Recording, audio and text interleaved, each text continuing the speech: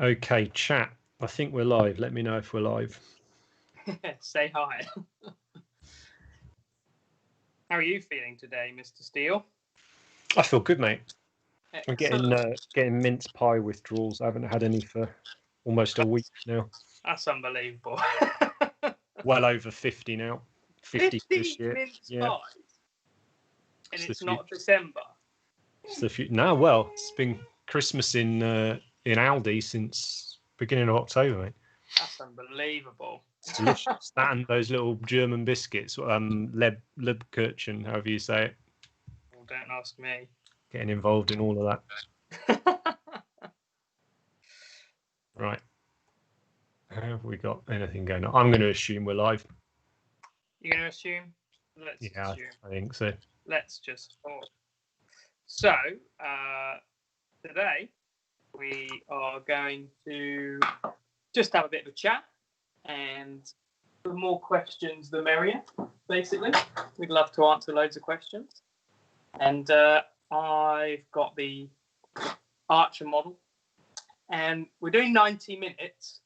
So I would like to really finish painting the cloth, Henry. I think that's doable in 90 minutes. We did the base coats on the last stream, so really just adding some highlights. Don't see why we can't get it done. Sounds good. Sounds like a good challenge. And yes, we're live. Thanks, Piers.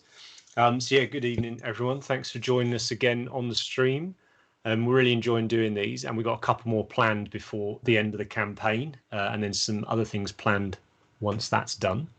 So as Andy's just said, we're going to work through highlighting up the cloth, which makes up a fairly big portion of this model. So if you hate painting skin, this is probably a really good one to buy. Yeah, and eyes. Yeah, you don't got to paint eyes either. Yeah, so you're winning really from the start. Yeah. But yeah, guys, I think on this stream, I want to let Andy really get stuck into the painting. I'll keep an eye on the chat, see what questions we've got on there from people. And at some point as well, I'm just going to go through a couple of the frequently asked questions we're getting on the campaign, largely to do with how on earth does Kickstarter work and what's all this pledging and what happens and all the rest of it. I think we've just about figured it out, so we can tell you what's going on. But got a few people dropping in. I've got Adam from Oz. How you doing, bud? Nice to see you. Hang on, what time is it in Australia? Yeah, early. That is early. 5 a.m. Keen bean. I love it. I hope you're well, dude. We're looking forward to seeing you soon. Joseph in from Spain. Hi, bud. Got Piers in, Kevin in, Stefan in. So, Ian, lovely to see you all. Right, Andy, I think get stuck in, mate. What paints are you loading up for the highlights? Red's always a good one, essentially because Andy likes to highlight it slightly more pink, which always triggers people, doesn't it? So triggered. Yeah. Well, basically, last time we did corn red, which is like the mid-tone, and we did some shadows with a dark color, which I'll tell you later. Gal Vorbach, I think. Was it? Or Barracknar Burgundy or something? Did that appear? I think it's Gal. All right.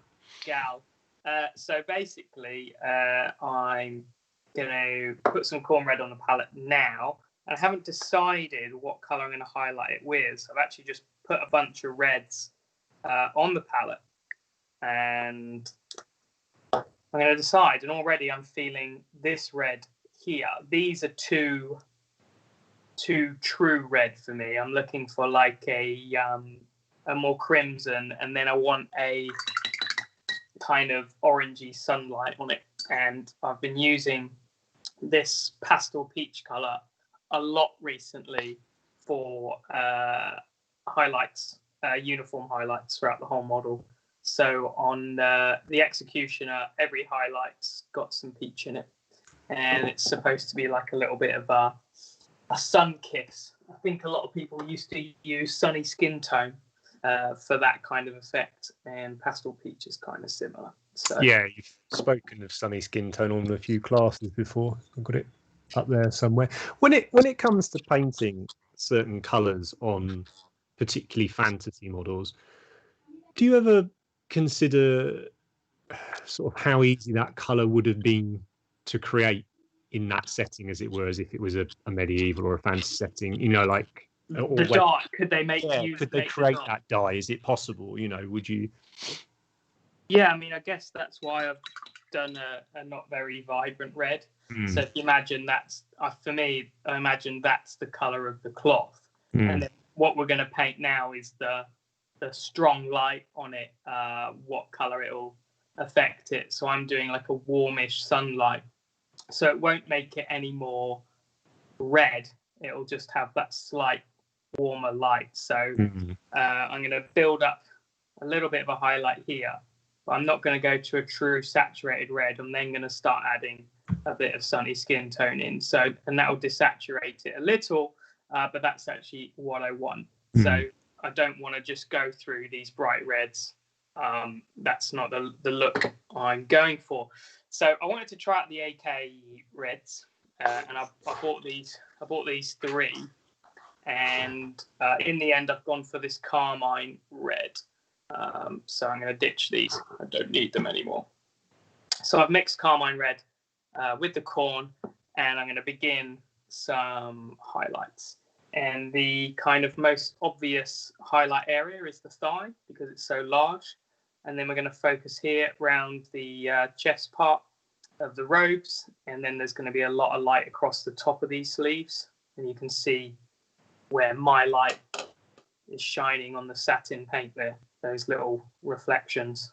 So yeah, really, there's not loads to do because it's this area, a little bit of highlighting here around this central area, but I really hope we'll get it done. So let's go for it. So I've got corn red with a bit of carmine, and then corn red with a lot of carmine red in.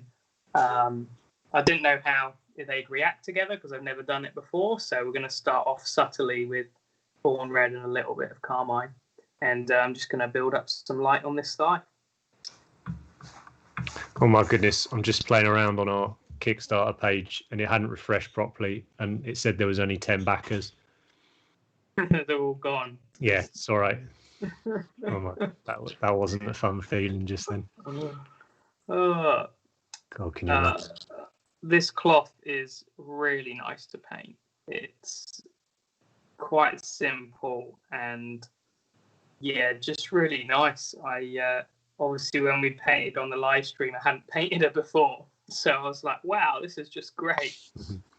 So I'm going to build up. Talk us through the textures a bit, because that was something that caused a little stir when I put the photos up from when you were painting her last time. With regards to sculpted texture on the actual fabric itself, so on her clothing, is there any texture to that?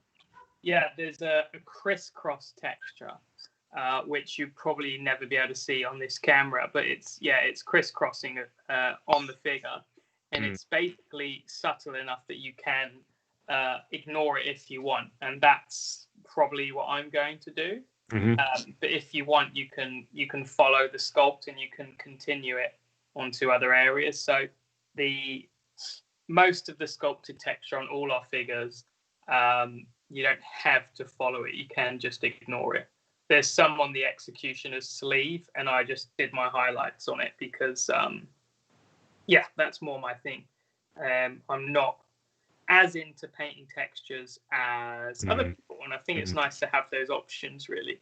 Like, I'm just doing the normal highlights, and some people might focus more on texture. So you've got the options with these.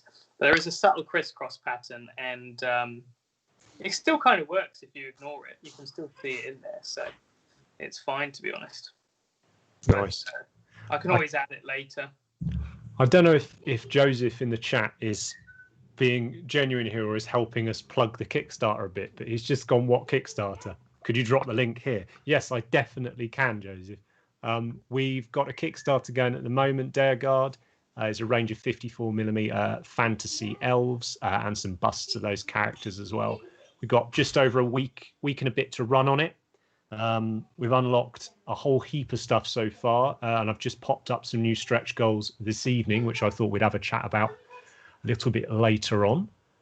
And yeah, I will chuck the link up for you now, bud. But it's 54mm resin miniatures, and Andy's painting one of those characters, Sceotend the Archer now, her and her bird chum. Who's AFK at the moment? who's been removed for separate painting. Yeah, removed from the chat. Poor guy has left the chat. So I'm just highlighting the upper parts of these folds. So we've dealt with the shadow on the right and the light on the left, and I'm just drawing the eye up the figure by just highlighting the upper part. And I did a column of light down the middle of here, but this doesn't need too much, this lower part, because we want all the attention up top, really. But I'm going to do a nice opaque coat on the upper part here. Yeah, it's going swiftly, and really nice folds, like nothing too complicated, the right balance of sharpness and soft areas on the folds. So yeah, really liking it. So like you've got loads of room here to get your brush in. Kind of spot on. With regards to brush size, what you working on at the minute? You still staying fairly large at this stage? I've got one, and that's because I don't have any twos at the moment. So I've got ones and I've got fours. So I probably like a 2, but this is a brand new one, and it's great. So yeah, it's fine. I mean, really, I'm on the highlighting now. So after this stage, it's going to be reasonably small. So I'd probably use a 2 for this step and then change. But yeah, it's all good. Really nice to use a brand new brush. Haven't used a new brush in ages. You had a little accident, didn't you, the other day? Well, I only had 2 good brushes. They were quite worn out, and I just ruined them. So enamel paint, but it makes such a difference having a new brush for me in terms of just how the bristles move and how clean the paint goes on. Yeah, 1 brush per figure I'd really like to use, to be honest. But bearing in mind I'd like to spend 2 months on a figure, so 6 brushes a year, that's not crazy. When you say 1 brush a figure, I think if you paint tabletop minis, then that's not going to work. Probably not. I'm pretty close on that when it comes to hobby knife blades, though. Oh god, yeah. Yeah, hobby knife blades got to be brand new. 100%. Got any questions or anything? I think people are just watching you paint, and you're also answering them as you go, to be honest. But which is the way. This is very similar to what sort of how we work on classes. So you have the demonstration as Andy's painting, but he'll also be explaining what he's doing and why he's doing, as opposed to I'm putting this color here and that color there. So very often the questions get answers, as we say, but it never hurts for repetition. And I thought this stream would just be a bit of fun to replicate that class a little bit more and just spend a bit more time focusing in on the painting aspect of it. We'll chat about the campaign a little later. As I say, we got some exciting things we're adding, and it's been a fun day today. I had a chat with our concept artist about some future miniatures for some future Kickstarters projects. It's good fun, and we're going to have him on for a live stream sort of interview chat next week at some point. So I'll put the details up for that once we got that confirmed. So I'm just working on the back now. Sorry, Matt, I'm watching it at the same time as everyone else on YouTube, so I got a delay to how I'm hearing you. It's very confusing. Right, let's flick over to the other one. That red's nice. Yeah. So Carmine. Very nice. Yeah, really good. It's not drying as vibrant as you see it when it's wet, but made a quick choice, just putting those 3 reds on the palette, and was like, yeah, that one. So Nice. But yeah, I'm not going to go too severe with the highlights here. I'm doing my brush strokes here following the folds. So I'm being quite loose. I'm not doing like particularly tight highlights, but they're still following the kind of rough fold shape, really. Mm-hmm. So got a couple of questions come in. Gary's asked, are Artist Opus brushes your favourite? He's hearing about quality issues with some other brands like Winsor & Newton and whatnot. Well, I've got a lot to say about this. So the thing, the quality issue thing, basically, whenever you buy any premium brush, and that can be Artist Opus, Winsor & Newton, Broken Toad, any premium brush, so all those good ones, Da Vinci, they're all basically a handmade animal hair item, right? And unfortunately, no matter who the brand is, it is a bit random how perfect the brush turns out. So when I used to buy Winsor & Newton, I used to buy 10 brushes and not all of them would be perfect. And that's just because it's a handmade item. So I think it's bad to say if you buy one brush and it's a bad copy, you can't say it's a bad brand. Sometimes, unfortunately, you get really bad copies. And I've had Artist Opus brushes which have been perfect, and I've been able to do the best lines ever. And then I've had some that are not so good, which kind of sucks. But I think you have to accept that, and it's not a case of, oh, I'm paying this much for a brush, every single one should be perfect. I think that's unrealistic. And they're all usable. It's just like some have that unbelievably good point, where all the hairs just line up. But I don't see how they can get an animal hair and hand make a brush and make it perfect every time, do you? No. I mean, as you said, there's a few premium brands around. They've been doing it a very long time. I don't know how true it is or not, but I believe there are some issues with the actual quality of the fur at the moment being produced globally. Or I say globally, I think it's only produced in a couple of areas. So I think the absolute dream scenario would be a synthetic brush that we could manufacture it perfectly every single time, and doesn't involve animal products and et cetera, but unfortunately nothing's been created yet we're aware of that comes even close to a good Kolinsky sable brush. I mean, we're good friends with the artist guys. Andy's a signature artist for them. We know that the quality of hair that they use is as good as anyone else in the industry. So we talk a lot about brushes. I think the best thing you can do really is, if you're into your painting, I would suggest is get a couple of different ones and see what you really love. They've all got slightly different characteristics to them, whether that's size of the handle, length of the bristles, thickness of the bristles, all the rest of it. The actual snap, or whatever you want to call it, how soft they are when you press with them. And for some people, someone's going to love that and someone else is going to hate that. And the problem is online is very often you won't be told why the person doesn't like them. You'll just be told it's a bit shit or it's fantastic. So if you're really excited about, if you're into your painting and you want to level up and stuff, get yourself some good equipment, then I don't think investing 30-40 pounds in a good handful of different brushes and giving them a try is a bad idea. Rather than some more plastic to sit in a box under your desk. I think a lot of it's about accessibility as well. Like, if your local store stocks a certain brand of brush, just get them. And try a few.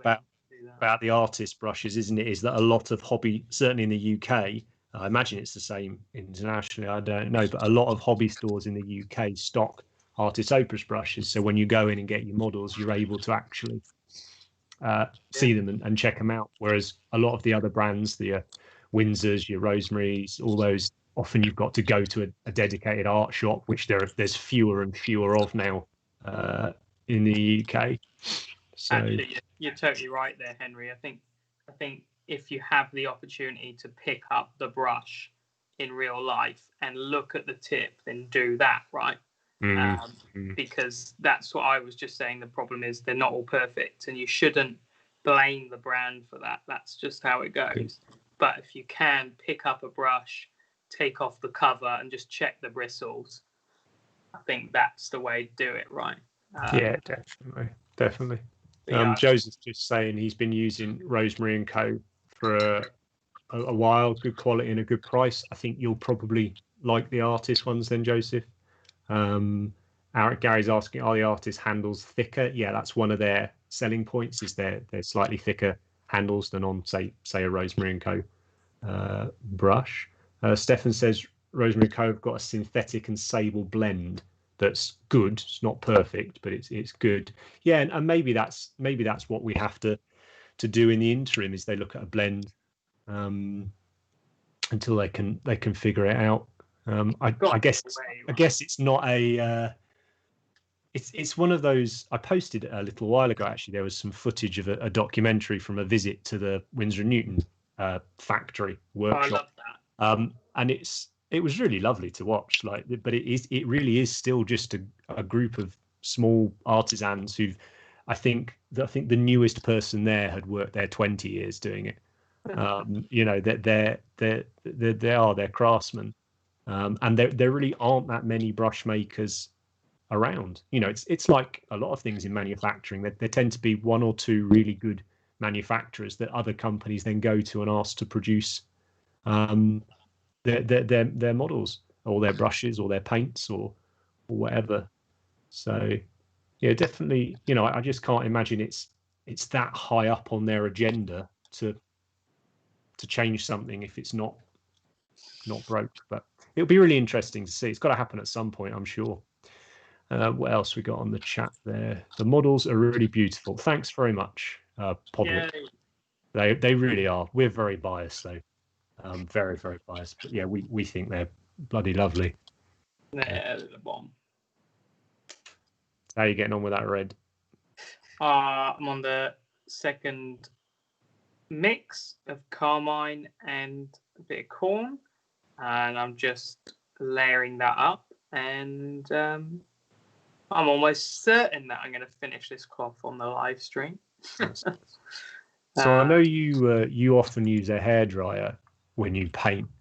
Obviously that's not ideal when we're streaming. So how do you get around having to wait for the paint to dry?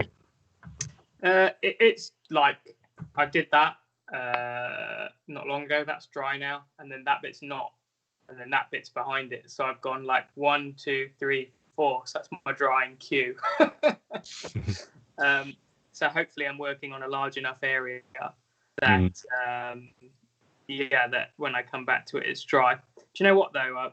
I don't mind like sitting for a minute sometimes, and just washing your brush, having a little sit back, and something I've enjoyed recently is not painting in a rush, because before the Kickstarter I was painting fast, and it's been nice to paint at my own pace again. I think painting at the right pace is so important to the enjoyment of the process.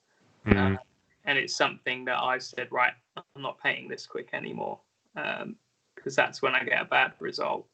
I mean, unless you're like, I'm going to speed paint this and have fun with it.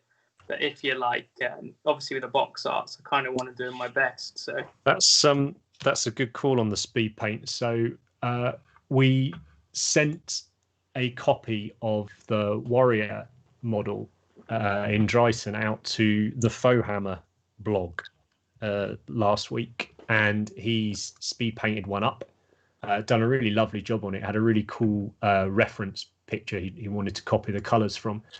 So I'm just going to find that and I will link it in the chat. But I think you're also considering doing one of the busts as a sort of, not so much a speed paint, but as in a quick project rather than a, intricate detail one. Is that right? Yeah, I'm gonna do these brush strokes and then I'm gonna grab it. And then I'll let it dry, you see? There you go. Stalling tactics on the drying. Yeah, so we had not got this cast, but we have a 3D print, one-off, just for me to paint. And yeah, I think basically once I finish doing the line tutorials for Patreon, then I will be doing this. So I think I'll start this weekend. And yeah, I want to do a fast job on it because normally I'd spend, say, a month, 2 months on a bust. Obviously, this is an academic bust, so that cuts the time as well. But I'd like to spend maybe 3 days max or something on it. So make it look cool, but maybe not refine it so much. Actually, a year ago, almost to the day, I spent a weekend on that Logan bust, and that was one of my best projects. And yeah, because Monty Sansevino was 1 year ago now, which makes me sad. But yeah, I spent a weekend on that bust, and that turned out. We're out there at Monty. I was over in Sweden painting some tanks with people. It was yeah, man, it's gone kind of quick in a way, that is. Yeah, well, I appreciate those shows so much more. Like, they're brilliant. They're so brilliant, and I didn't maybe understand how important they are for my personal hobby. So now I do. Now I do. So this is looking pretty cool. Got a good overall kind of red. But yeah, it needs to start getting a bit lighter now. Cool. Some smaller highlights. I think I'm going to go for. I think I'll use a bit of Wild Ryder, which is a reasonably neutral kind of orangey colour. Very nice. Let's have a look in the comments again then. So Gary, what series is that brush? That'll be the S series, Gary. Artists do Series M, Series S, and Series D. M is stubby brushes or miniature brushes, so similar to the Winsor & Newton miniature series. Series S is the sort of normal miniatures painter's brush, for want of a better word, like comparable to your Series 7s or your GW, whatever they call them, like they're normal brushes. I think the stubby brushes, the Series M, they're very good for very specific jobs, and there are some people who really love working with them. Yeah. But I would say they tend to be that isn't the norm. I think the Series S, you'll sort of, for the most people, will be the go-to type of brush, and then the Series D, which is their variety of dry brushes, which I use a fair bit, to be honest. Let's have a look. Hi from Switzerland, from Turtle and Bear. Hello. My best mate moved to Switzerland earlier this year for work.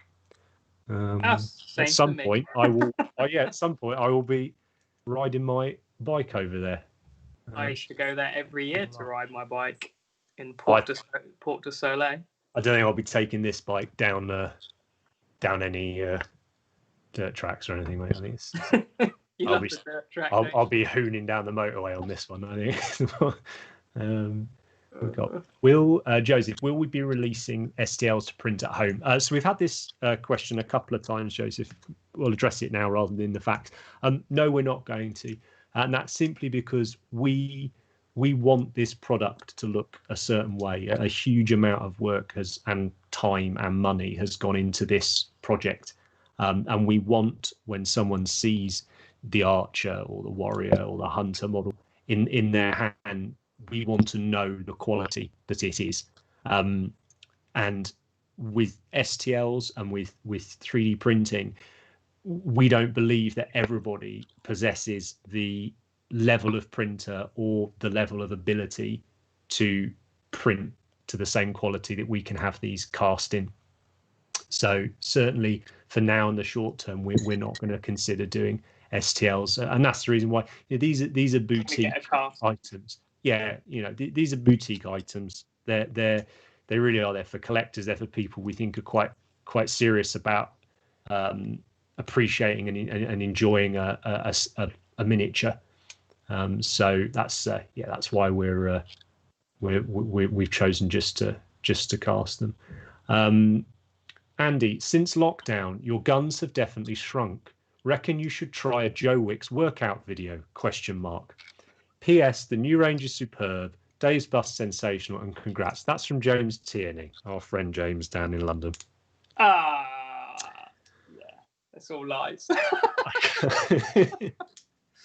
I hope you're keeping well, though, James.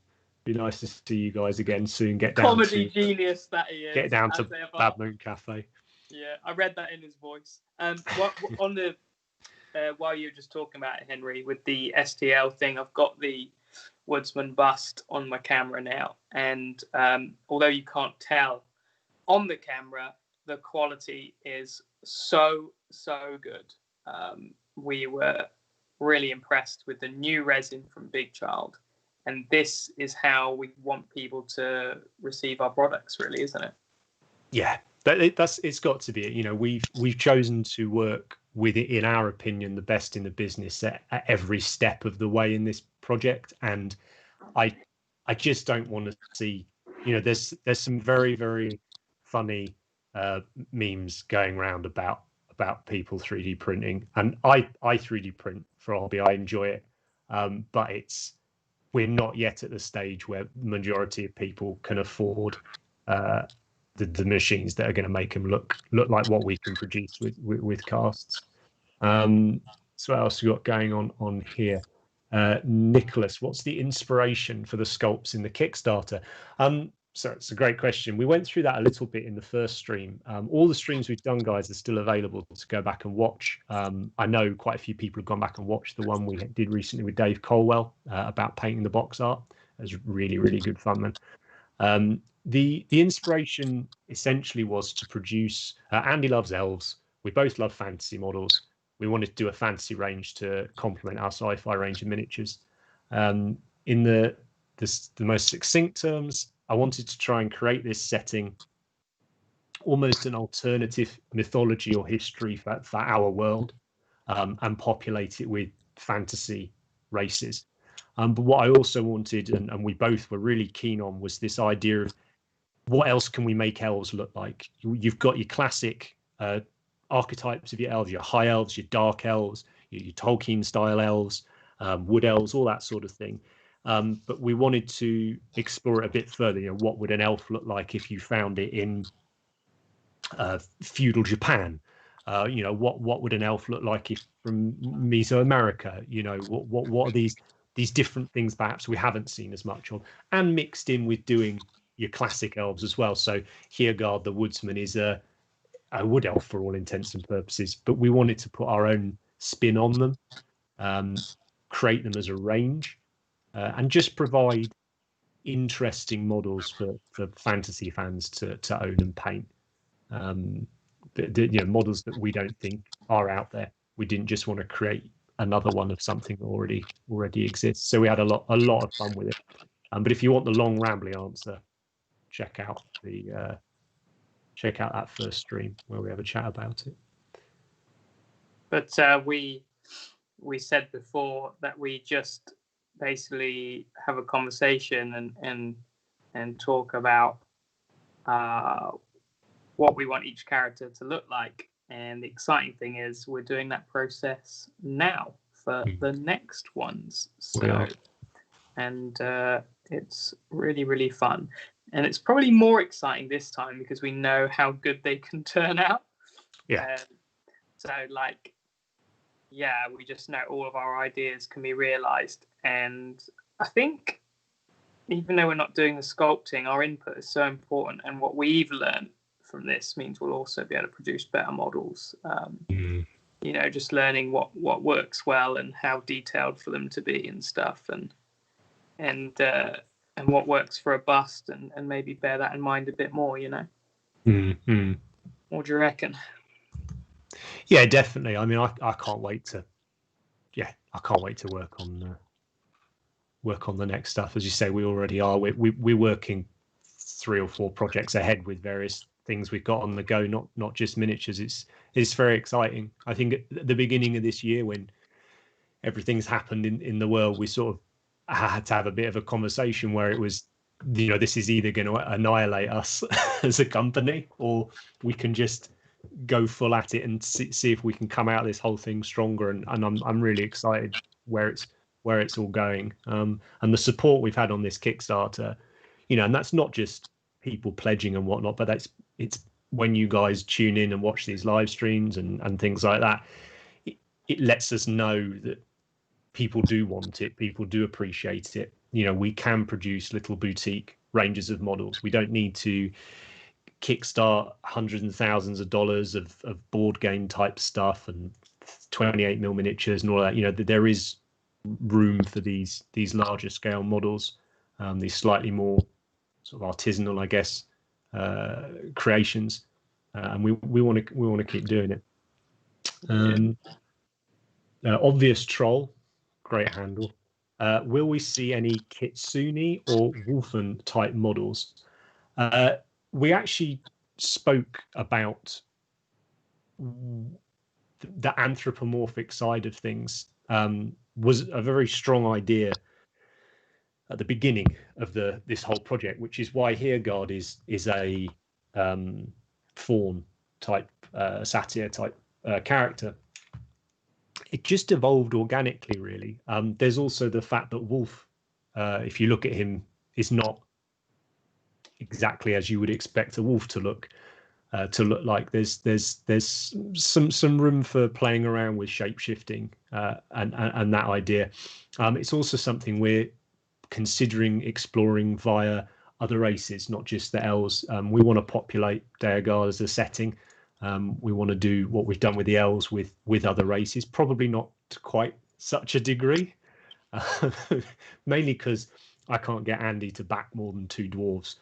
But you're lucky with 1. We'll have a play around with what we can do with that. So yeah, I'd be surprised if we don't create something in that vein, some sort of shape shifting or more anthropomorphic critters down the line. We've got on here. Other than the 50k stretch goal, is there anything else from the Kickstarter that's going to be Kickstarter exclusive? Yes, loads is Kickstarter exclusive. So now we've got quite a few goals unlocked, guys. I'm going to create another graphic which sort of in one image lists everything that's been unlocked. All of the alternate parts to the models are Kickstarter exclusive. The things that we've mentioned that are going to be available to purchase in Pledge Manager, they won't be Kickstarter exclusive, although I was going to announce later, but I'll do it now because it's already up. Quite a few people have been in touch saying they'd really love to use the Woodsman model as a fantasy giant type model. Are we going to make him any bigger?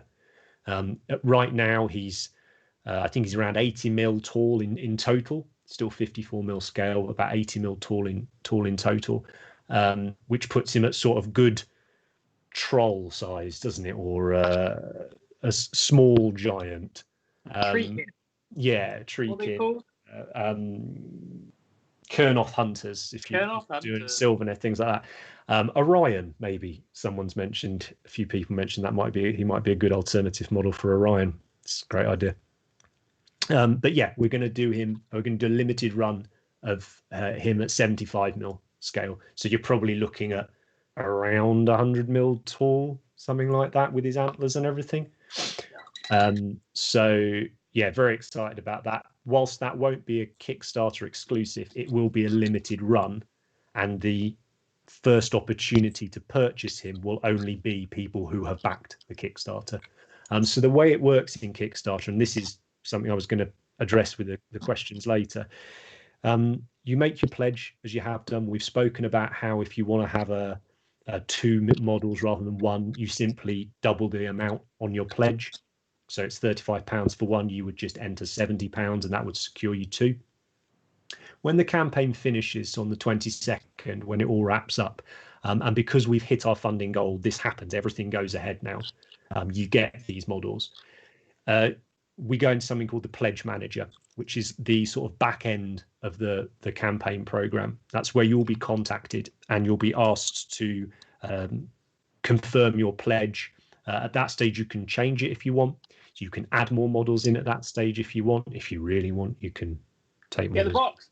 but yeah, get the big box. But there'll also be a ton more things available in Pledge Manager that aren't available on that main screen. So these things we've unlocked that we've talked about, the plinths, the artwork, the 75mm Woodsman model. But there'll also be other things in there. There'll be things like our airbrushes, our sci-fi models and things like that. So you can add all of those things in there at that stage.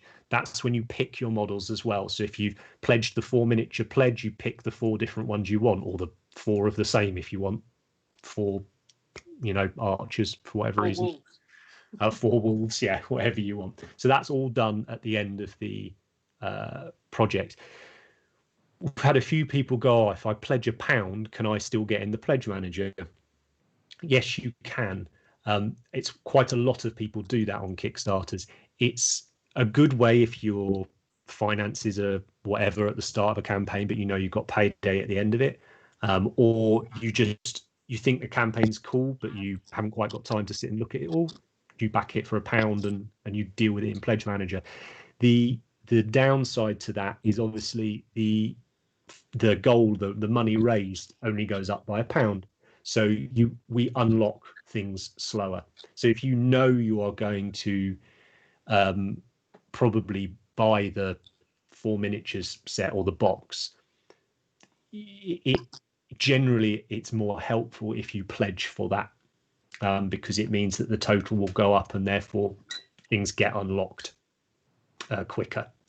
But as I say, because it's hit its funding goal, everything happens. The project will go ahead. So I hope that answers a bit of the questions we've had around Pledge Manager. But yeah, loads of the stuff is Kickstarter exclusive.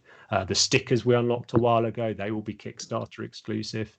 A lot of the stuff will only be available to buy on the Kickstarter. We were really keen to give you guys that have supported us as much as we possibly could in the thing. Now, in total transparency, if we have 10 leftover alternative axe arms or something, we'll probably take them with us to a trade show or something, and if someone wants them, they can have them, kind of thing. But they wouldn't be a mainline product.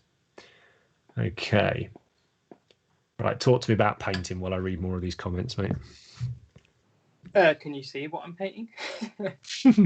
Yeah, let me watch you real time. Yeah, lovely, beautiful. That's coming on quick, isn't it? Yeah, it's nearly done. So I've done a kind of orangey light, and I'm building a bit of light here on the skirt and a bit of light through here. And then now we're going to push just the extremes around the kind of important areas. So this has kind of got enough. And then I need to do another little layer on here because it's a little translucent. So I'll do that. But yeah, so I'm using some Wild Ryder Red, which is a color I used to spend a lot of time with and haven't for a while. It's kind of an orange that still has a little red in, so it's quite nice for this. And then I'm going to start finishing with the peach. But yeah, so now I'm adding smaller highlights on the tops of these sleeves. And it's looking really autumnal. And I haven't told you this, but I bought some autumn leaves. And I'm thinking about covering the base absolutely covering it. So, where you have like the black ring of the plinth around the rock, just having that deep with leaves. Nice. And yeah, I thought that'd be fun and fast just to finish it. But yeah, I think I'm going to push that autumn kind of theme, and it will go with a certain box art we haven't shown yet. Oh yes, that's very exciting. So we've got a whole heap of box arts to show you guys. I've been teasing a few of them over the last few days. Very, very excited to show you those ones. Yeah.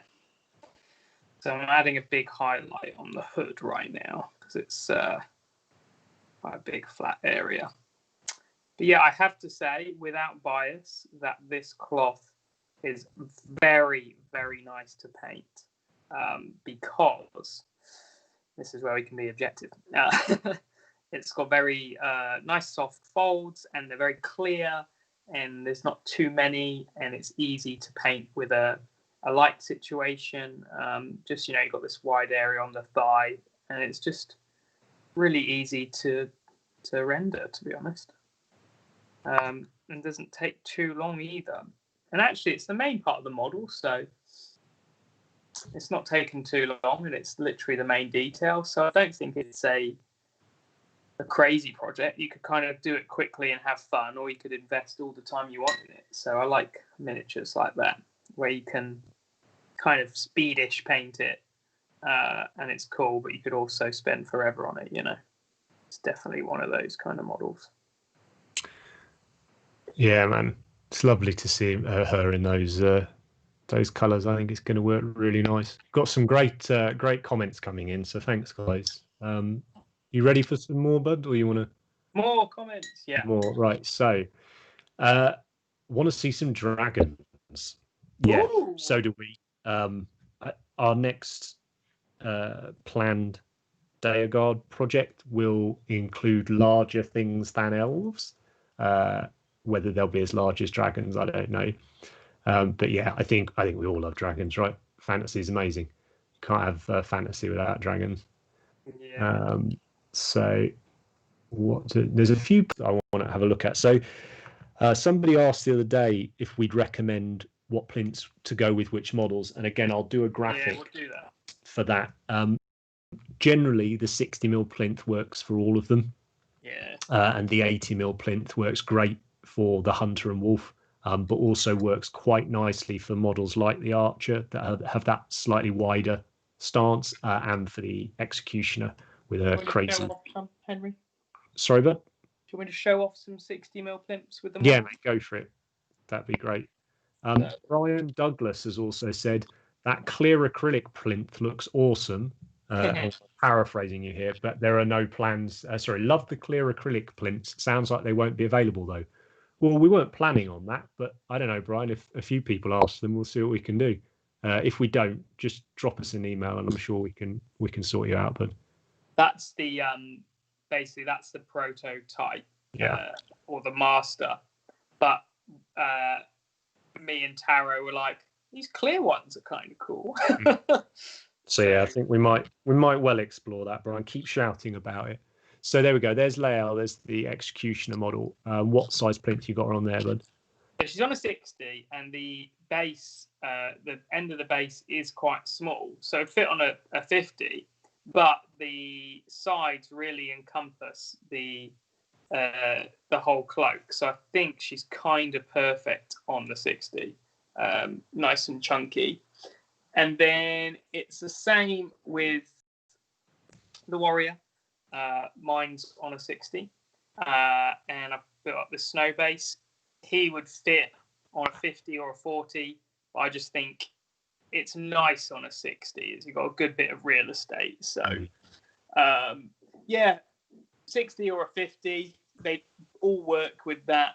My preference is the 60 and build up a nice kind of snazzy base. This one fits straight on a 60, the archer, and then you've got a bit of real estate around the bottom, and I think it balances. So I think I'll try and get a photo of all the models on various plinths. That'd be grand. Yeah, I like 60 because it's a similar width to the height, and I always think that looks quite nice. So you've got a 54 scale, but they're always taller than that because of all their extra bits. So that kind of width works. But 50 is an option. I prefer 60, and then you want an 80 if you get the wolf and the hunter together. Yeah. And they are as well, those two models, the wolf and the hunter, their bases that they come with interlock as well. They were designed to go together, but also work individually, which again is something we're going to explore a bit more in the next project. Fohammer, hello. What is the sweet spot pledge if we want the specific models to match with the unlocked tutorials. Well, hopefully the big box. Yeah. We've got a few more tutorials we'd love to unlock. I think so we've got the one that's going to be decided by public vote, but I suspect is going to end up being the Archer somehow. She's been the most requested so far. You've got the introduction to bust painting, which is going to be done on the Heergaard academic bust, which is only available as an add-on. So in Pledge Manager, there isn't a pledge level for him. You've got the masterclass bust painting tutorial, and that's going to be on the Hunter bust, Andy, or the Woodsman. I think we've unlocked the Woodsman, haven't we? I think we said the Woodsman. Yeah, yes, you are. You're right. We said the Woodsman. I'm trying to think what else we've unlocked. So we've definitely unlocked those at the moment. I've just popped up today. Wolf's already online, mate. Wolf tutorial is already online on YouTube for free. And we've got the Hunter unlock is, I believe, the next stretch goal. Actually, after we were a couple of hundred off our next stretch goal before we went live tonight. I'm really hoping we can cross over that very soon. That's for some awesome artwork prints to hang on your wall, and possibly on some other strange things, but we haven't had that confirmed yet. And then the stretch goal after that will be the Hunter tutorial. So I would say the big box, as much as it is significantly more money than one model, you're getting a fairly ridiculous saving on it. But if you're unsure, or you don't necessarily like all of the models, if you go for either the bust and miniature pledge, so 154mm and a bust, or the 454mm, you'll almost certainly end up with a tutorial for every single one of the models that you purchase there. Yeah, I think there'll be a tutorial for most of them. There certainly will on our Patreon by the end of it all, even if they're not unlocked free for people. I think something, and there may not be for a while by all means, but I know we're both wanting to paint a few different versions of them and film those for Patreon as well. If we don't unlock it, then I'd like to do like how to do snakeskin on layout. That'd be a great tutorial in general. And I think if there's a tutorial on those parts for her, then people will be able to do the rest themselves anyway. Yeah. So yeah, I think if there's a tutorial for that for her, then that would be cool. Yeah. You will understand this one much better than me. This is from Craig Miles Clark. Got some fun Link Legend of Zelda vibes from Rich Gray's version of this model. So it felt like he'd missed an open goal when he didn't paint the bird as Navi. Yeah, that's true. Do you know who Navi is, Henry? I'm guessing the bird from Zelda. No, it's a fairy that follows Link around in one of the games. Very good. And famously tells him to listen, which is quite irritating when you're like, I know I'm listening. Should be like the Windows paperclip. Yeah, she is literally the Windows paperclip for Link. Listen, shut up. Nice. Trying to kill some skeletons. Here's a brilliantly worded question. I will read in full. This is from Colour Me Heretical. Great name. Hey, Chumley Walnuts. If you were going to make... I know who that is. It's not Ben, is it? No.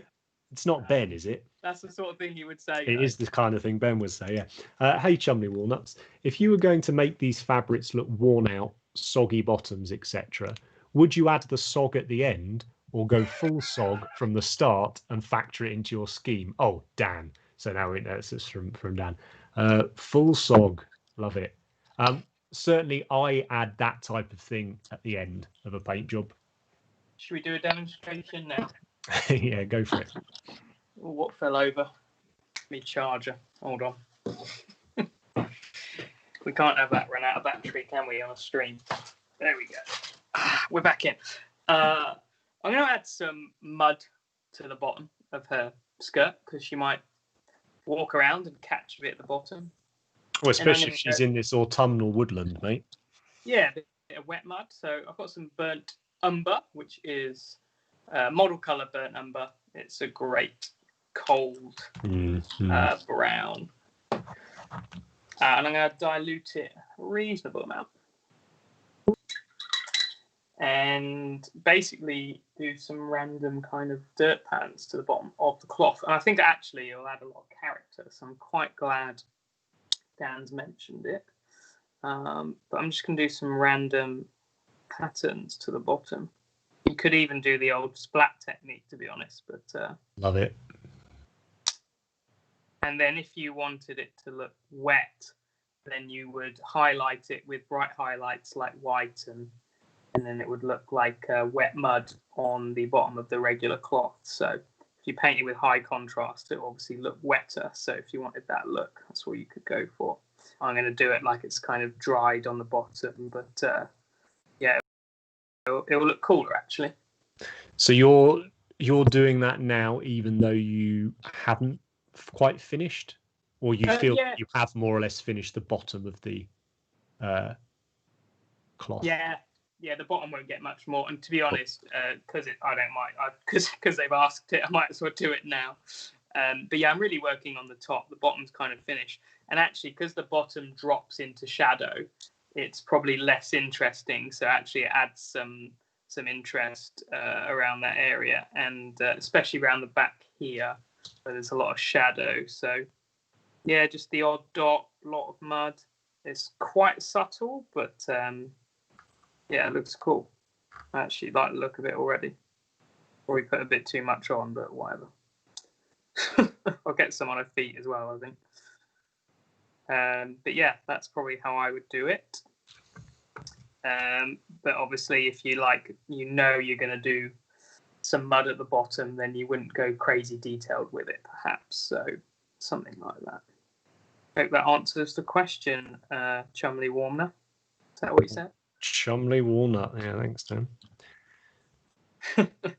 It's fantastic. I might start using that quite a lot. It's got a few more questions coming in. Oh, Chris Bello. I'm sure I've said it incorrectly. Chris, having even met you, I'm really, really sorry, bud. Nice to see you here. Chris from the Way of the Brush YouTube, Facebook thing. Well worth checking out. We got to meet Chris. Is it last year or the year before when we went up to work on the contrast paints up at probably the year before? Yeah, really good times. He's a good guy. You go check out what he's doing. Is there a Henry cam? Yeah, but that's streaming on our other adult side of things. Trying to bring in a bit of extra cash. I'll put the link up for that in a bit. Slide in my DMs for the link. That's the one. Fohammer, have you got any idea how much this is going to cost me? Probably not as much as it's cost us, bud. So just enjoy, buy some models. They're lovely. They're fantastic. Andrew Steele, lovely reds. I'm biased as they're the exact same as those I'm using on my Sisters of Battle. Excellent choice of red. Also excellent choice on Sisters of Battle. I've got a squad sat looking at me now that I need to paint, and I've had them waiting so long. They're dusty. Yeah. I can't believe those models. They're absolutely incredible when I was building them. Kane, this is a good question. I'm not sure if you're in our Patreon, Kane. I think I recognise your name.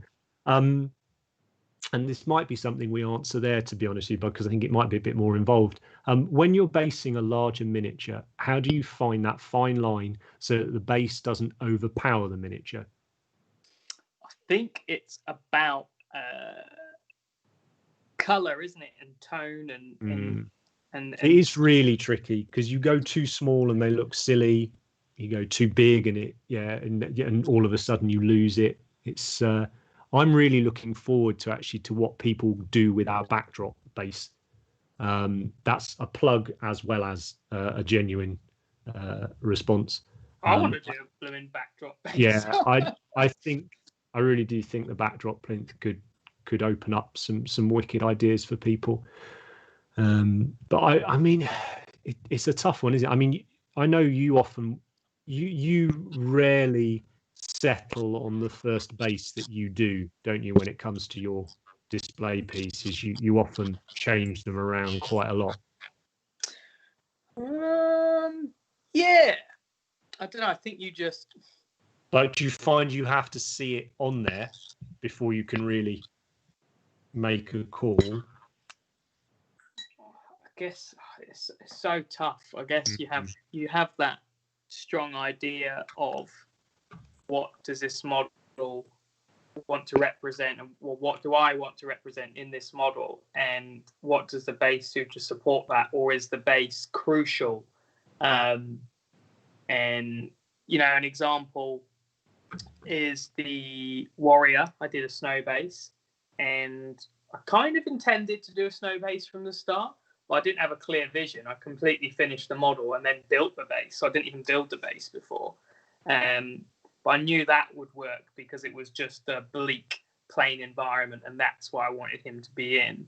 And then you've got other things like my girl in the tree, where the base is the project, right? Like it's nothing without the base. So, and then you've got a miniature like this, which has a wonderful base with it, with the log and the rock, and that's perfect. And you could plonk that straight on the plinth. That works. And you could actually add quite a lot to it, like woodland around it, and it's all going to work. I think you just balance it, don't you? So if you have quite a big base, maybe your painting is done in a way that it draws the eye to the figure always. Like Dave's Woodsman has an incredible base. It's enormous in size. It's potentially very distracting, but his painting has that halo of yellow, so you're always looking at that figure, right? So that's how you balance it. So you know, if the figure's still taking center stage, I don't think it matters too much if your base is quite big. But yeah, so true. Like I said, Kane, I think there's probably a lot more we could go into on that. Probably do a whole live stream just talking about basing, so perhaps we will. Bob in the chat, I assume it's Bob. I'm never quite sure with some of these names because you don't know where to put the break in them. You're either Bob Lamond or Bobbleman, so I don't know. They're the only one who's having bad quality on the painting cam. I don't know, but it looks fine on my screen, but I am looking at it in Skype, so I'm not looking at it exactly as you look at it. So maybe some of you guys that are watching can let us know. I've said a couple of times we've really enjoyed doing these live streams. We're definitely going to be looking at doing more once the campaign's ended, and maybe in a slightly different format. But rest assured, we'll make sure the quality is as high as we can possibly get it for that type of thing. It's to be honest, like it's kind of luck of the draw because it's all Wi-Fi dependent, right? So yeah, we can't unfortunately help it sometimes. Sometimes it's been perfect, and I don't know if it's coincidence, but since the UK lockdown started, my Wi-Fi basically doesn't work. Yeah, exactly. There's a little difficulty with that. Oh, we've had another couple of calls for the clear plinths. I think, Mike, I don't quite know what your question is there, but will they be on Patreon as well as through the pledge? What's the they, mate, that you're talking about? And I'm not sure, mate. I think let's let him do it. But any of the tutorials that are on our on the Kickstarter and are unlocked as part of the Kickstarter as free tutorials, they will be available. You don't need to be part of the Patreon. And the flip side, Henry, the Hunter, which I've got on screen now, which is my next project, that will be on Patreon soon. Yeah. But if it's unlocked, then in May, when the models are shipped, that will be available. So patrons will get it imminently. And if it's unlocked, then I'll basically let other people have it too. But I'm probably going to paint her next. So I'd love to share that on Patreon with a view of doing a great tutorial for painting skin, because she's got a lot of skin. Yeah. And then when people get the model, they can use it for that too. So, awesome. By the way, the mud I've added to the bottom looks great, and it's totally transformed the look of it. I think it's really cool. So Good suggestion, Mr. Dan. I'm going to add some Rhinox hide over the burnt umber to deepen that just in some places. So full sog, two-tone sog. Yeah, double soggers. That's actually the name of my debut rap album. I've actually got a new nickname for you, which I saw earlier with someone's username, and I can't remember what it is, but I think his real name is TEH. I was like, oh, it's Henry. Oh, God. That's nice. Joseph asking, will there be a chance of getting these figures in the future? Yes, there will, bud.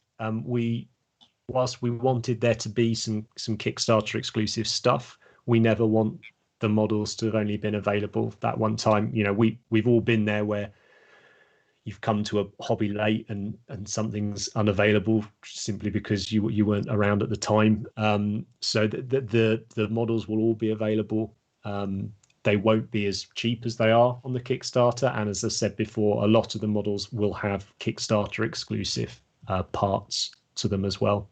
Yeah, if you want them now, do it, basically, right? Yeah, it's a good opportunity, and you know, I think the campaign ends in a week and a half, and then you've also got late pledging as well. Our old Chumley Walnuts, 100% not sponsored. Second question.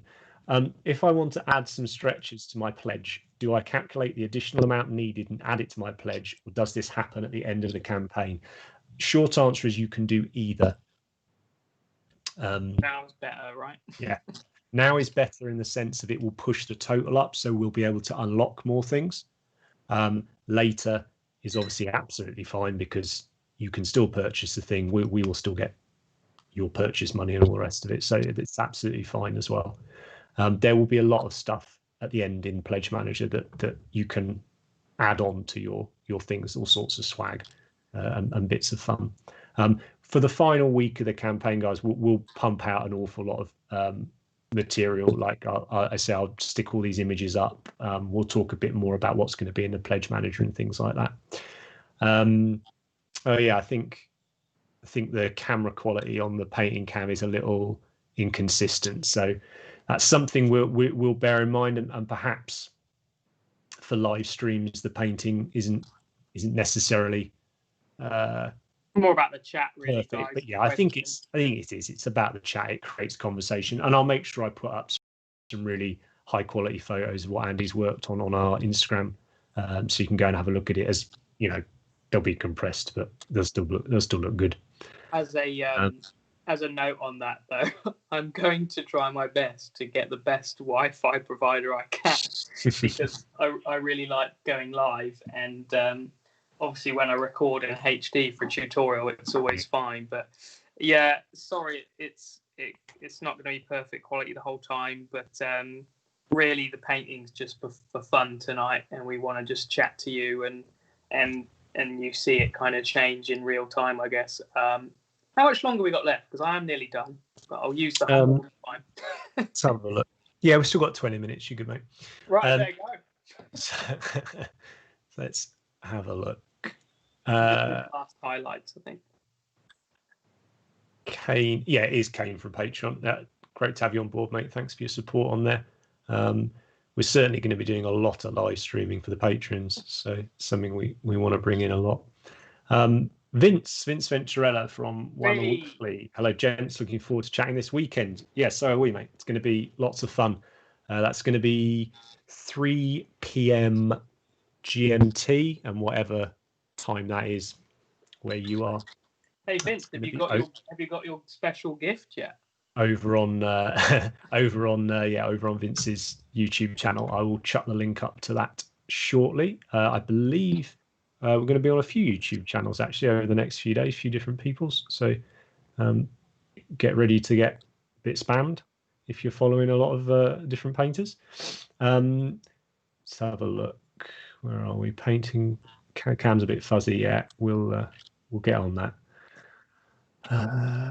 Sorry, guys, I'm lost. It's great. It's very chatty tonight. Just losing my place in the thing. Farham, how long do you spend on a model like this, Andy? Sorry if it's been asked. I missed the beginning. How long did the box art paint job take for the Warrior, for instance? The Warrior was much faster than Leal, the Executioner,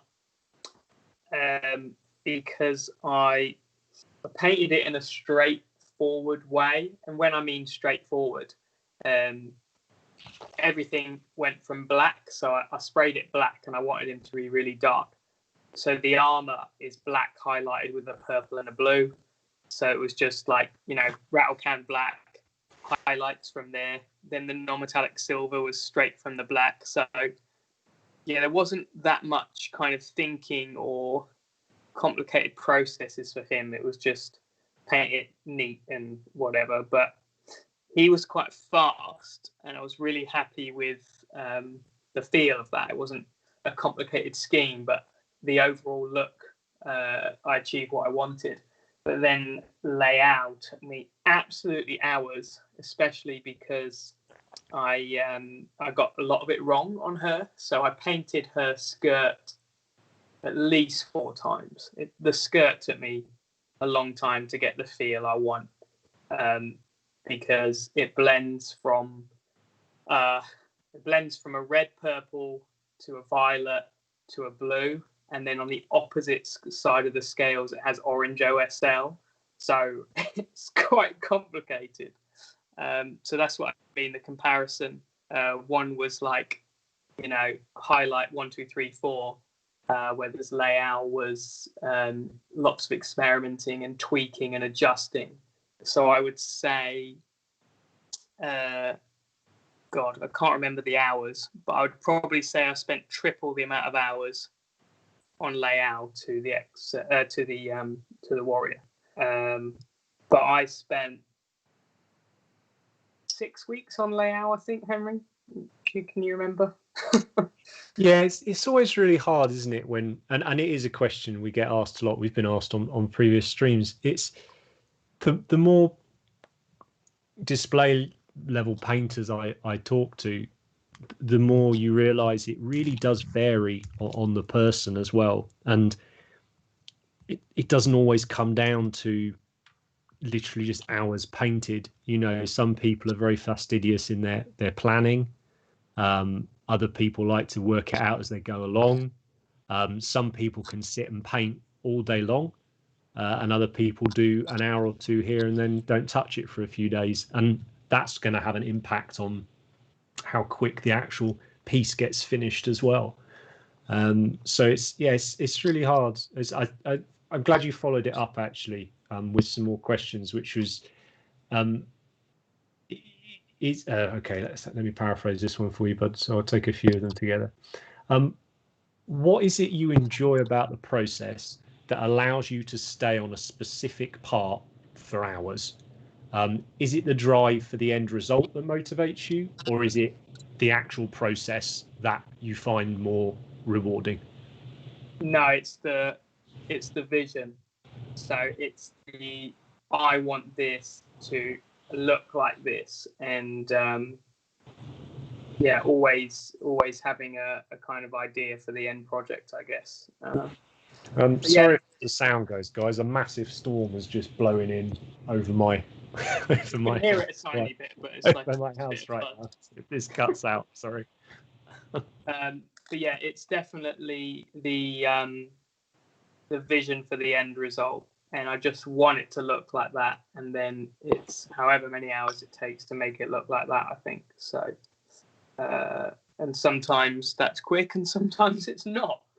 I think to answer the previous question, I'd really roughly estimate, and this is really roughly, that I think the Warrior probably took 20 hours, and then the Executioner was probably 60, something like that. Yeah, I think Dave said his Woodsman was around 60, I think, didn't he? Yeah. Said around that. But no, it's interesting. It is an interesting question. Another question or comment from Vince here, who obviously not only incredibly handsome but very wise, saying, if you're watching, I did get the gift and it's mind-blowing. If you're watching this and haven't backed, you should be immediately. Yay. I agree. Wise, so wise. I agree. I'm glad it's arrived though, Vince. That's cool. Stefan's just asking if we've got the schedule planned out. Will there be a live stream next Wednesday too? I'll say right now, yes, I hope so. I'm anticipating there being 3 live streams next week, Monday, Wednesday, and then either Saturday morning or Sunday morning. But once they're confirmed, I'll get that up as soon as we can for people. This was a bit more of an impromptu one. We've had to jiggle things around this week, so that's why you guys only got a day's notice. Andrew, when did you start painting the box art figures? When were they sent to other painters? Not as soon as we would have liked. I'll tell you exactly when. Right. So this is a really funny story. So when we had the first lockdown, I obviously would have loved to have painted the box arts because I had way more time. I normally work for 50 hours a week, so painting time comes at a premium, as with many of us. And the box arts arrived my first day back at work when work was allowed again in the UK. So that is the date. It was around May, and then we sent them off in June to everyone else, I think, Henry. Yeah. So not that long, but long enough. Long enough for nearly everyone to miss the deadline anyway. Yeah, I'd like that. So enough about that. Where are we? You're welcome. No problem. Rebecca, where are you guys right now? We are in the southwest of England, the very best down in the southwest. I did one of Andy's courses in Cardiff a couple of years ago. Missing in real life classes. Are you planning to continue in real life courses after this pandemic? 100%.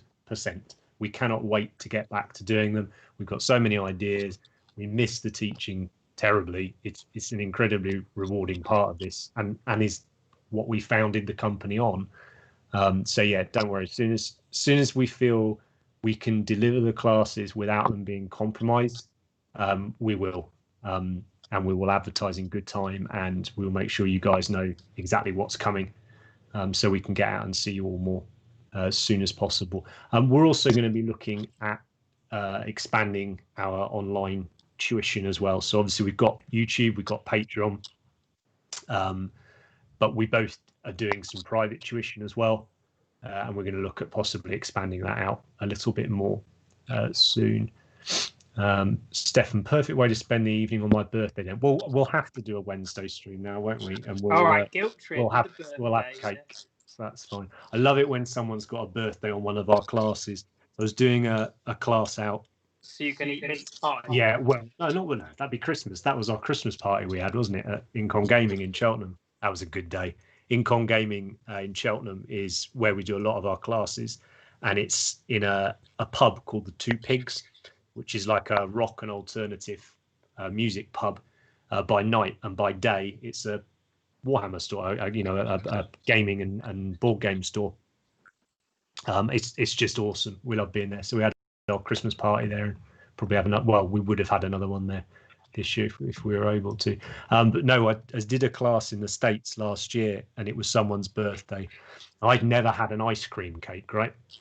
I'd heard about these ice cream cakes, and I was like, oh my God, so I spoke to the guy whose venue I was using. I was like, oh, can we order an ice cream cake in for this dude and stuff? And he's like, yeah, what do you want? I was like, the mint one or this one. So just get a few. I was obviously in a good mood. I didn't realize quite how much ice cream cakes cost, especially like if you want the person's name on it and you want it done like within the hour. But anyway, a couple of these massive ice cream cakes turn up, and they were immense. It's definitely something we should do here. Amazing, mate. Amazing. Anyway, enough about cake. Incredible. Yeah. Box arts are beautiful. Yeah, I agree, Andrew. They really are. The guys we've reached out to do them to a man have absolutely smashed them. We couldn't be happier. And as I say, that we've still got a bunch of really absolute belters to show you. So I can't wait. Cannot wait. Any plans to come to Scotland, Kevin? Yes, there is, bud. Actually, one of the first classes we'll do when this is sorted is a Scottish one. Sadly, it's all booked because it's one we had to cancel. a gaming club got in touch from up there, and we're like, we love what you're doing. If we pay, will you come up and do the class just for our club? And it's something we do. It's not a problem at all. We do that with all our classes. If you meet the minimum requirement of people to attend, we will travel up and do the class, and it may end up costing a tiny percentage more than a normal one if you'd come down and travel. It's good fun. Like, some people really, it's quite a good way to build. If you've got a gaming club that's got quite a lot of hobbyists in it, or a gaming club where everyone's really trying to push for playing with painted models and things, it can be a really fun way to get the club together and do something a little bit different. But we will be back in Scotland a couple of times, I anticipate, next year. Absolutely. My one of my best mates lives up there. My goddaughter's up there and stuff, so I like to get up whenever I can. So some questions. Gary, he's painted Kyria, I assume Kyria Draxus. 80%, really happy with the armor. Struggling to finish it now. Do you struggle to finish things, and how do you combat this? Don't do the back. Yeah. Yeah. I do struggle to finish things, and I think there's always parts on a figure that are like the cool part. So with Kyria, it was really the jade armor. I was like, yeah, I want to do this jade armor. And after that, you're like, well, do I have to do this purity seal and this boot and this thing? You know, there's always a feature that you're like, this is what I'm stoked to paint. So yeah, there's definitely points where I get bored and I struggle to do the last bit, and you either just push through and get it done, or shelf it for a while. And some of my best projects have been shelved for months, and some of my best results too. So Magnus was shelved for 5 months. So yeah, it's a tough one, isn't it, man? It really is. I think deadlines help a lot of people, whether that's painting for a tournament or painting for a competition. That can force you. There's now calls for you to turn the model around, Andy, and see if you painted the back of it. I mean, not yet. Well, it's fine. Fine. I have painted it though. Look, this is like got light and shadow. Look, so this is all light, and then this is shadow, and then I haven't done the cloth yet because I'm going to do that on another live stream.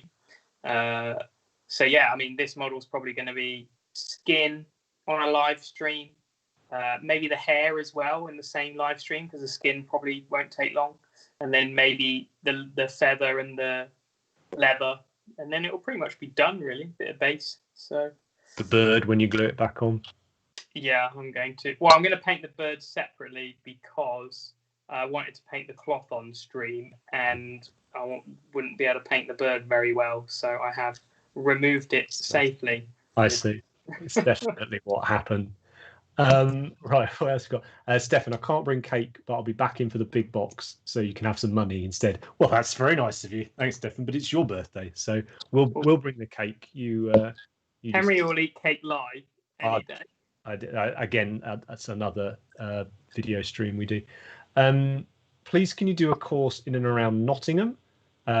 Looking forward to Cardiff classes, London classes.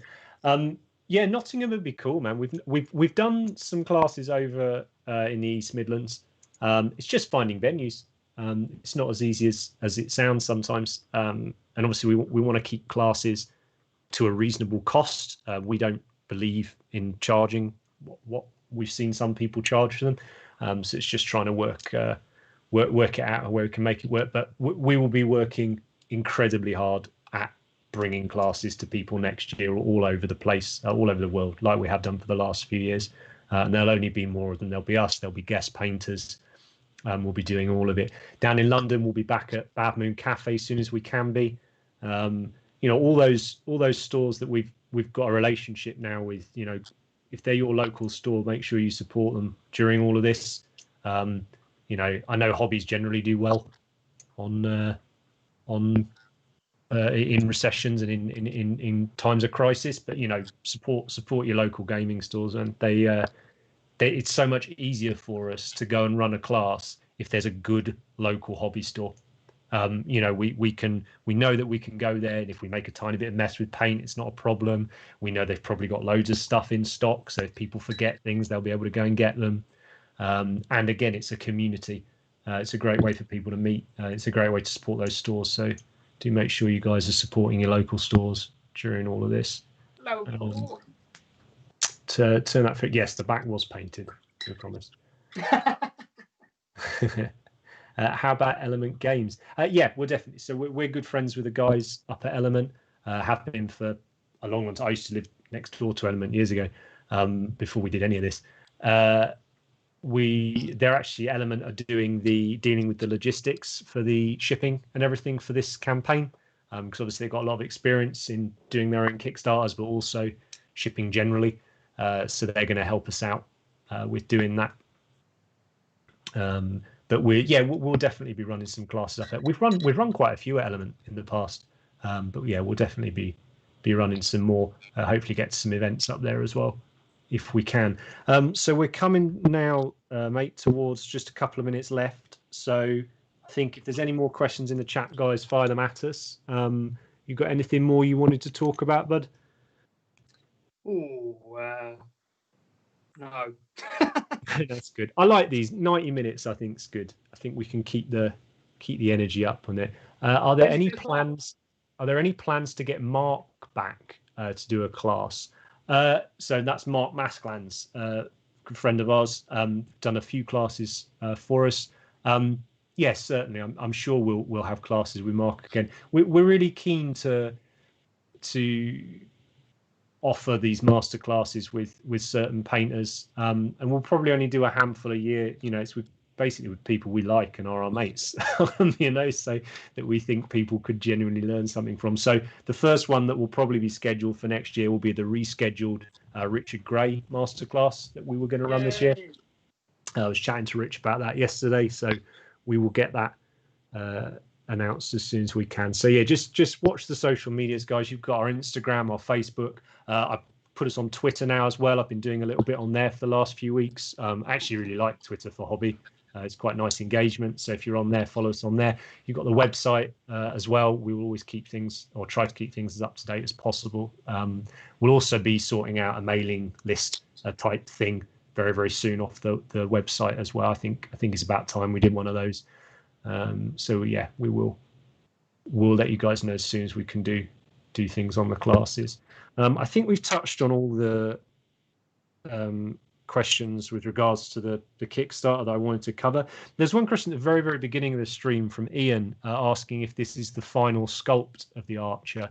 More or less, yes. We had a handful of parts that we've had ever so slightly resculpted just to make them a little bit more solid, basically, or sturdy. To look at, though, you wouldn't know it. They'll look exactly the same to you. I'm going to guess, seeing as we're painting the Archer model, that you possibly were going to ask, are we going to do it with an arrow? No, we're not. But it looks by all means, those people that want to have an arrow notched on there, it would be a very simple conversion to do, and I'm sure it would look awesome. She's just let go. But yeah, we reckon she's let go of it. Venues, you can come and do it in my garage. Again, we'll talk about our other projects at another time. But this is all good. Mark, skin classes. Yeah, skin's a really popular one. I think it's something we cover multiple different classes over a year typically. Got an academic bus for that now. Well, exactly. So you know the introduction to bus painting is going to cover skin painting to a large degree, isn't it? Yeah. And I think we'll paint skin on live stream soon, although there's not much on this model, which is great for me. Yeah. But yeah, we've got loads of skin tutorials, and we'll do a class probably on one of these figures because there's so much great skin to paint on them. So, and our Patreon, that's our YouTube channel's there for us to bring out short, little, succinct tutorials on as many different subjects and largely recipes as we possibly can, because we get asked about them a lot. Our Patreon's there for us to go a lot more in depth on You know, whereas we might spend 10 minutes on a whole model on YouTube, we've got series on our Patreon that are hours and hours and hours of video footage for one or two small areas of the model. So if that's the type of thing you want to look at and you can't get to one of our classes, the Patreon really is a nice complement to the classes. And if you can't get to the classes, it's a decent alternative. So check that out as well. Do a Tyranid tutorial. Okay. All right. Yes, Gary, we'll do it. Or in Wales, Tyrannid. Tyrannid, yeah. We'll be putting 2 of those academic busts on top of my big box. You're a wonderful man, Mike. We appreciate the support. I'm painting 2, so 2 tutorials, I think. For the and also big shout to our friend Keith at Versatile Terrain. He did us a solid in getting us an academic bust to at least get some paint on for you guys to see. Yeah, that's awesome. So big thanks to him. Okay, guys. Well, thanks massively to you all for watching. As I said earlier, you know, your support, it means an awful lot, not just financially on the Kickstarter and Patreon and stuff, but watching things like the live stream. So it's not just me and Andy. And commenting. You know, prattling onto each other. It's really nice to have you. I like the comments. Have it released. And Nick, speaking of people with great taste, the bow shape looks like it's also just loosed the arrow. If it was knocked, the bow would bend and be more rounded than the current sculpt. We completely you, brilliant, Nick. So any questions in the future, I'm going to just address them to you, if you don't mind, Nick. If you just leave me your email and You're a great person. I'll just forward them on to you. So yeah, thanks again, guys. Say we'll be back next week a few times. As soon as I've got the dates and times locked in, I will announce it. But it's probably going to be Monday evening, Wednesday evening, and then a weekend morning. So yeah, any questions at all, you know where to reach us on any of the platforms. It's only us two. It's going to be me who reads them. So if you've got questions, just fire it off at us. Instagram's probably the worst one for that. So any of the other ones, they just have a terrible message thing. Any of the others, just get in touch with us. Thanks ever so much for watching. I'll stick some photos up when Andy sends them over to me of the work he's done, but I think you'll agree it's pretty ridiculous what he's managed to knock out in an hour while we have a natter. Woo, finished. So well done, bud. Looks really, really cool. And yeah,